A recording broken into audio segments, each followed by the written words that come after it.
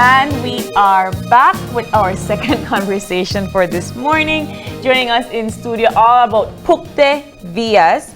Or villas, right? Villas, my bad. Talking, I'm sorry, it comes out. And the Pucte Property Expo. In studio with us, we have Dianela Cansino, who is the Senior Accountant Clerk at Pucte Villas.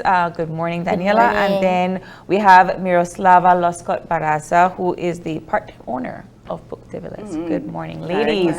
All right, so tell us all about Pucte Villas. Where is it? What are we discussing this morning? Why are we promoting the property? Okay, well, I want to start off by introducing the company. It's Loskot Enterprises Limited. It's a family-owned real estate development company in Orange Walk. And we have two subdivisions. We have one north of Orange Walk town. It's called Pucte Villas, as you mentioned. And Pucte is, let me just say this, Pucte means bullet tree in Maya, for those who don't know.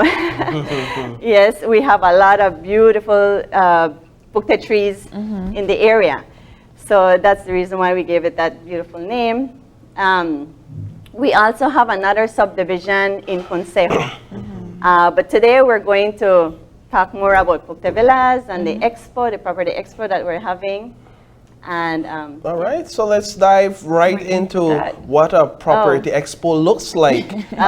We usually hear business expos, but when we're talking property expos, what are we talking about in terms of venue and what visitors can expect when they attend the expo? Okay, well, it's going to be our first time. I've always wanted to do this, but you know, it takes a lot of planning. And it had to be the right time. I think right now, it's the right time. I'm just watching the weather and I'm praying because next weekend is already 28th. It's on a Sunday where we're having this, when we're having this event. And so I'm hoping that the weather holds up because we have so much more we want to accomplish before the property expo. We decided to have it so that we can show people what Pucte Villas is all about. We will take people around so that they can choose their lot or lots, start their investment right away, and get a feel for the area. You know, it's the ideal place to have a family, to, you know, build your house, have a home. And so that's the reason why we decided we're going to have this property expo. It's mainly to promote Pucte Villas. Really. So look at the layout and look at where you are looking for people to purchase the property. You know, how many acres? Are we even looking at acres? What is the layout like? We have, well, we are developing Pucte Villas in phases. We have phase 1, phase 2 right now. And then eventually we will be getting into phase 3 and phase 4. But right now we are concentrating mostly on phase 1. Okay. So the lots have different sizes. We have 60 by 100, 70 by 140. So it depends. Prices really depend on the size of the lot and the location. And then we will also be promoting phase 2 as well. Phase 2 is located by the highway. And we have many people inquiring about phase 2. So right now we will be promoting phase 2, the lots. And they have very good prices. It's a very good investment. We offer payment plans. So people can afford it. You leave a deposit and then it depends on how much you can afford, then we work a payment plan. It can be up to 5 years, yes, so it can be up to 5 years. So I guess it kind of comes back to what Paul was asking earlier about what can a person expect at the expo. So when you're going to a regular pop-up shop or a regular expo, you're seeing these tangible things that I can purchase. So what am I supposed to be looking at? Okay, so we're going to have the expo at our court. Let me just describe Pucte Belize a bit more. Perfect. We have so many Tell amenities. us why we should invest. Why is this the place that I as a first-time landowner, I want to invest in, or as somebody who wants to invest in a property to build my family, why should I Well, first of all, today the weather is terrible. We were coming, it was flooding all over. Pucte Belize is not flooded. So number one, thank you. Very highlands, yes, very highlands. Done sold already. And it's safe from hurricanes as well. It's very safe, it's tranquil, it's family oriented, it's charming, enchanting. I like to use the word enchanting. That's so my word. Looking at some of the photos and it's very beautiful. Thank you. So yes, and we have, like I said, we have so many amenities to offer. But before we get to the amenities, the infrastructure, we already have electricity there, water, internet, cable, everything is set. We have wide streets, good drainage, which you can afford, and we keep on improving on the drainage. So, and then when it comes to amenities, we have a magnificent park and playground with swings and slides and a very nice gazebo for leisure time if you want to throw a party there or read a book. We have the basketball court. We have an international it's a multi-purpose court. Yes. Basketball, volleyball, and tennis court. And that's where we're going to have the expo. So I must mention that some of the banks will be there. Yes. What will they be there to do? Okay, so we finance the lots, right? We finance lots. They come in because of the houses. That's where they come in, correct. So I know that we have Belize Bank. They have already confirmed to be there. And Atlantic Bank and La Maclada Credit Union. So I'm sure they're preparing great packages for everyone who's ready to either buy a lot from them or through them or build a house. What has the initial interest been like in Pucte Villas? Oh, great. Honestly, we did most of our sales during this pandemic time. Wow. Interesting, because you would imagine that now people don't have the finances. But they're smart, see? They're smart because with the inflation right now, you want to invest in property. Property is the only thing that appreciates. See? So then let's talk a bit about that aspect. I know you mentioned it briefly earlier, but in the pandemic time, affordability, are we making it accessible and affordable in this time? Yes, we are, because we are just asking like right now for 2,500 deposit. We have very affordable lots from 28,000, 29, 30,000, and then on phase 2 then we have for 40,500. So our the deposit is just 2,500. If we work, let's say, with a 28,000 lot for 5 years, then you will just be making like 492.99 monthly payment. So that's very, very affordable. You say payment, but like you say, it's an investment because property is the only thing that appreciates over time. And at the end of the day, April, when you own a piece of property, that money that you've invested is still there. So you haven't given it away. You've basically made an exchange of value. So when you have a piece of land, you basically have that money still, but you have it in land. Invested. But this is the thing that you're not only acquiring a piece of land or investing in a piece of land just anywhere in the middle of nowhere. You're investing at Pucte Villas, a very nice community. It's not gated. We are trying to make it, or eventually probably it's going to be gated, but it's fenced and we have security and it's safe and it's That's a lot. Remember all the infrastructure that we have, and we do have future projects in mind. Maybe I can mention some of them. So we want to put a covering, a dome over the court, and then we want to build a nice country club for members only and a pool. And one that I'm excited about. I got to try to figure out, calculate my finance, the $350 I have in my bank account. I remember everything will be affordable. You know, it's yes. And not only that, but I'm excited because we want to also work on a plant nursery and a charming botanical garden. But all of these new features and these upcoming projects, do you see that the properties will eventually increase in value? Mm-hmm. But right now, 28,000. Believe you me, it doesn't worth 28,000. No, they have very high appraisal values. Extremely high. So they worth like maybe 50. And the reason for that is because the area comes with a restrictive code of covenants. Okay. And I believe that it's because of that we are able to sell more. Okay. Or people what are does that investing mean? What is more. a restrictive code Okay, of so we are saying that it comes with the title. First of all, the restrictive agreement comes with the title. We are saying we have certain rules and regulations that you have to follow. Some of them being that you can't have or you can't grow any farm animals. So only domestic animals. No chicken and pig. You can't have a goat. I'm sorry. And we're saying we want you to keep your lot clean at all time, nicely manicured.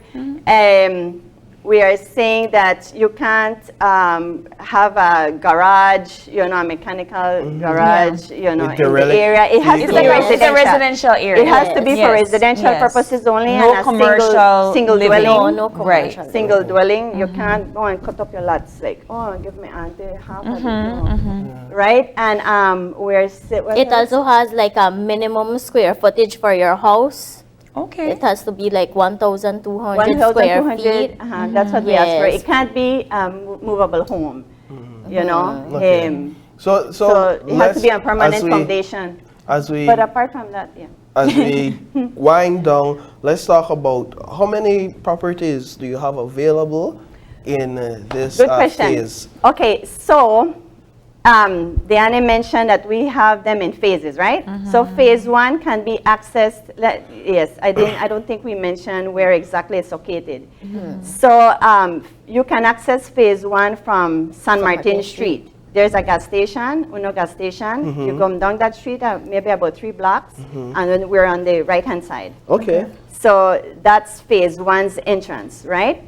And phase 1 has about 200 and something lots. I have already sold about 175. And I don't have 175 houses there yet. But trust me, people are, and the reason for that is because people are paying on a monthly basis. You know, So I still have a good number left to sell in phase 1, and then we're also promoting phase 2, right, which can be accessed on the highway, but we have so let's get back to the expo because we're running out of time. So it's going to be next week, Sunday the 28th. Not this coming Sunday, but the following Sunday, the 28th, from 9 to 5. Yeah, and it's going to be on the basketball court. Basketball court, we're going to have, after taking care of business, after showing people around and having people choose their lots, they can, and you know, we take care of business, then they can go by the court and enjoy the rest of the day, because we're going to have complimentary food and drinks, orange rock tacos. You guys are going to go? I'm going to get some tacos. But you are going to be showing the property. Yes. Okay. Yes, definitely. So they have to be there before 9 o'clock. Yeah, sure. Get there on time, showcase the property. Yes, exactly. Right. And so they're going to be walking the grounds, during the day, I'm going to offer. be showing the properties to all the different available lots. All right. To all the potential clients. And do you have to sign up somewhere, or can I just show up? No, you can just show up, and then we will have our booth. You know, we will have our booth. Diana will be there. Along with the other financial institutions. Correct. All right. And presentation. I'm sorry? Are you going to give a presentation? Yes, we're going to give a presentation. Sure. I'm very curious to see what a property expo looks like because I've never been to one. Then you should visit April. I should visit, maybe get one at in the Be ready to invest. Believe you me, the place sells itself. Pucte Villas sells itself, honestly. We're seeing the pictures and it's lovely. Thank you so much. All right, so the 28th August, 9 o'clock at Pucte Villas. At the It's a basketball Sunday court. because some It's a people are Sunday. thinking it's Saturday, it's Sunday. And I chose Sunday so they can bring out the entire family.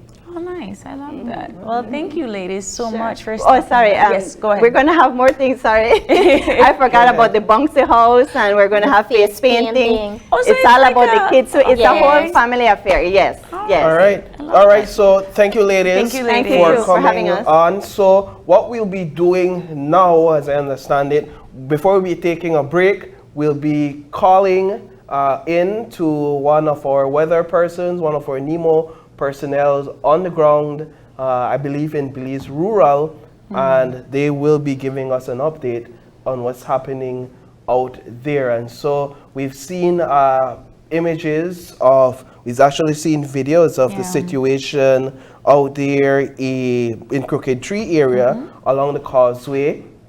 This what we're showing right now looks clearer is than the this morning. manhole that's on Yeah, there it is. near Biscayne. So that's what we're seeing right now. You guys Yes, saw yeah, that, so right? they- Because they you were came coming in down from and, the north. Also, the Cañeros also saw it as well. Yeah, when they were so coming in. that's, you could see how dangerous that is. And so I would imagine you guys have to be cautious. But You I ladies. wasn't driving because I would have head back home. Yeah, you would have. Did you better drive? Oh, no. It's because it's an area where it's a culvert Dense, across the road, and you could see where the culvert has been compromised. Yeah. This what All we're right, we seeing have him here on is the the line. Crooked Tree Causeway. Good morning. Hi, good morning. We're talking to Mr. Lionel Smith, correct? Yes, speaking. All right, Mr. Smith, what can you tell us about your works currently on the ground in Belize Rural? In regards to NEMO, Yeah, in regards to NEMO. okay, well, currently we have been up since 5:30 a.m. We have some flooding up in the rural areas. We have flooding out in Crooked Tree specifically. There are some families that have been moved to the shelter. Am I on air? You are on air. Oh, okay, yeah. So we have 10 adults and 6 children that have been evacuated to the Crooked Tree disaster shelter. Because we have some flooding out there in Crooked Tree, some homes have taken on water, and also some of the roadways have been inundated with water. So currently we have 10 adults and 6 children in the Crooked Tree disaster shelter facility. Tell us. And we also... Go ahead, sir. Go ahead. Yes. And we have some minor flooding out in the Sun Hill areas. We have flooding in the Gardena and Biscayne. Some properties have taken on water, and we also have some water out there in the Fresh Pan area as well, out there in Boom area, the Fresh Pan area. So there's quite many people have been affected so far with the water, no? Tell with us- the rain. Tell us a bit about accessibility to Crooked Tree at this point in time by way of the causeway. Well, the causeway is still accessible, just that the roadway has taken on water. The bridge itself is still passable, just that the roadway, well, I think that's what we call the causeway. Yeah. The causeway has taken on water, no? Okay, So, what can you tell us about the compromise we have on the Philip Wilson Highway? I believe it's somewhere near Biscayne. yeah, well, there apparently some pothole has created there. I think it was a small hole then with the vehicle passage and stuff like that, and the recent rain, the pothole has just kind of gotten like gated bigger. a little bit, and Yeah. it's just, has gotten bigger. Yeah, So that's I think, huge. The MIDH people is out there right now. Are we allowing motorists to pass at this time? What is the advice being given on the ground? Are you aware? Well, I just left them out there. The MIDH people are out there because that's under their purview, not that's their responsibility. So the people from MIDH are out there. They are assessing the situation. They are diverting the traffic. So it's still possible. So, It's right. like the pothole is like on one side of the road, no? So it's still possible, and they are handling the traffic situation out there. So where to next for you, Mr. Smith? Well, then we have activated our EOC, our Emergency Operation Center has been activated in Belize Rural, and I'm making my way back to that location as we speak. So we have activated our rural emergency operating center. We have activated. So we have the different committee members coming in, and we will be assessing the different affected areas and see how we can get humanitarian assistance. So tell us about the areas where people can seek shelter in the most affected rural communities. Well, the different villages have their respective approved shelter where shelterees can seek shelter. For instance, I just mentioned the Crooked Tree Disaster Center. We have a couple more buildings there that is approved. In the rural areas, we have the Bell Rive Center and Dominion Landing. We have the Doublehead Community Center. We have the Baboon Sanctuary. So we have quite a number of shelters that people can go to seek shelter. No? All right, Mr. Smith. Well, thank you for your time this morning, sir. We appreciate the 5 minutes conversation with you, and stay safe and continue to do the good work you're doing out there. Thank you, and you stay safe too. All right, thank you. So there you had it from Mr. Lionel Smith, who is the NEMA coordinator for Belize Rural. He made mention of some 10 families in shelter over there at Crooked Tree Village. He also spoke about some other shelters that are currently open in areas where communities and residents are being severely affected. As we understand it, that manhole caused by the flood in the area of Biscayne along the Philip Wilson Highway, that we have a Ministry of Housing Infrastructure Development on the ground, and that they are guiding traffic. So it appears at this point, as severe as those images may look and unsafe as they may look, that there is still possible, and you're still having commuters traverse that area. But please, if you are commuting and traveling, try your best to be safe. You don't need to be speeding, because right now the way that water is rising, the way the traffic is being held up, you will run into problems. So just stay safe, keep a good speed on that highway. And what we're seeing there, April, is Ladyville. Much wasn't said about Ladyville, but even from the BSCFA folks, they were telling us that vehicles were shutting down, small vehicles were shutting down on the highway in Ladyville due to the flooding. So keep that in mind. You see, traffic is almost at a standstill, but really what you're doing is just moving at a slow pace to kind of navigate. Now what we're seeing there is a flooded area. Also, that's here in Belize City. So that's bus terminal. That bus terminal. Oh wow. Yeah. So we're not going home today. That's the bus terminal. There is underwater. People are walking through the water because call off work. Call off work because why people have to walk. Listen, the show must go on, but also be safe. You don't need to be trekking inside the building. Don't. For those of you that are taking public transportation, that is what it looks like right now from Belize City. So just do your best to be safe. Trekking through those waters is dangerous as well. So wherever you are, wherever you're commuting, do your best to be safe. If you don't need to go somewhere, if it's not urgent, stay home. Yeah. All right. So April, we'll take that break. And we will come back with our final conversation. We have the Queen of the Bay. I hope those ladies are here because the way that weather looks like. They're here. Okay. So stay tuned. Stay tuned. We'll be right back.